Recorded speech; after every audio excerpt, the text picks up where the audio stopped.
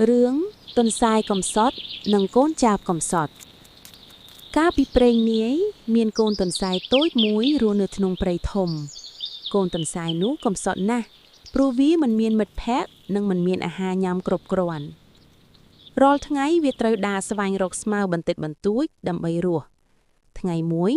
កូនទន្សាយបានឮសំឡេងយំតូចៗពីលើមែកឈើពេលវាមើលឡើងទៅវាបានឃើញកូនចាបតូចមួយកំពុងយំកូនចាបនោះក៏កំសត់ដូចគ្នាព្រោះខ្យល់បានបោកសម្បុករបស់វាធ្លាក់ហើយវាមិនមានកន្លែងស្នាក់នៅទៀតទេកូនទន្សាយបាននិយាយថាគុំយំអីមកតូចអ្នកអាចមកនៅជាមួយខ្នងបានកូនចាបសប្បាយចិត្តណាស់ហើយវាបានចុះពីលើមែកឈើមកលេងជាមួយកូនទន្សាយ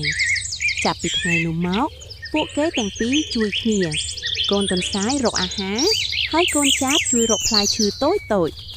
ទោះបីពួកគេទាំងពីរកំសត់ក៏ពួកគេមានសេចក្តីសប្បាយ